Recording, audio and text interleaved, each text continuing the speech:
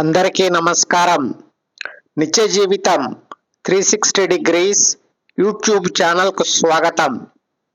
ఈ వీడియోలో భగవద్గీతలోని 9వ అధ్యాయం రాజవిద్య రాజగుహ్య యోగం గురించి తెలుసుకుందాం. ఈ అధ్యాయంలో దేవుడిని ఏ రకమైన భక్తితో కొలిస్తే అనుగ్రహిస్తాడనేది సవివరంగా తెలుపబడింది.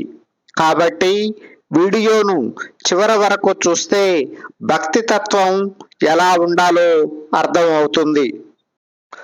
రాజ విద్య అంటే విద్యలలో శ్రేష్టమైన జ్ఞానం. రాజగుహ్యం అంటే రహస్యాలలో అత్యంత గొప్ప రహస్యం. యోగం అంటే ఆధ్యాత్మిక మార్గం లేదా అనుసంధానం. శ్రీకృష్ణుడు ఈ అధ్యాయంలో అర్జునుడికి అత్యంత గోప్యమైన అనుభవపూర్వక జ్ఞానాన్ని వెల్లడి చేశాడు. అందుకే ఈ అధ్యాయాన్ని భగవద్గీతలోని హృదయాధ్యాయం అని కూడా అంటారు. ఈ అధ్యాయంలోని ముఖ్య విషయాలను ఇప్పుడు తెలుసుకుందాం. ఈ అధ్యాయం యొక్క ప్రధాన సందేశం అనన్య భక్తి కలిగి ఉండడం. ఏ మార్గాన్ని అనుసరించావు, ఎలా స్మరించావు అన్నది కాదు ముఖ్యం.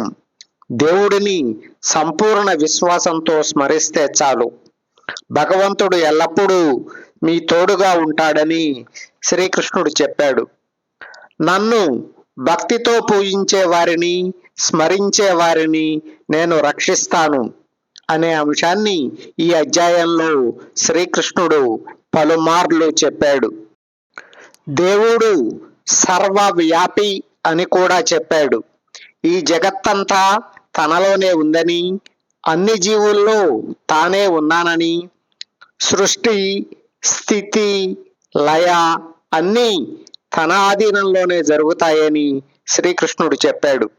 దీని పరమార్థం ఏమిటంటే దేవుడు లేదా పరమాత్ముడు ఏ ఒక్క విగ్రహంలో మాత్రమే కాదు, సమస్త విశ్వంలో వ్యాపించి ఉన్నాడు అని చెప్పాడు.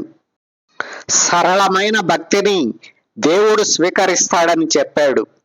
పత్రం, పుష్పం, ఫలం, తోయం అంటే ఒక ఆకు, ఒక పువ్వు, ఒక పండు, కొద్దిగా నీరు, ఇలా దేనినైనా భక్తితో సమర్పిస్తే చాలు, దేవుడు ఆనందంగా స్వీకరిస్తాడని చెప్పాడు.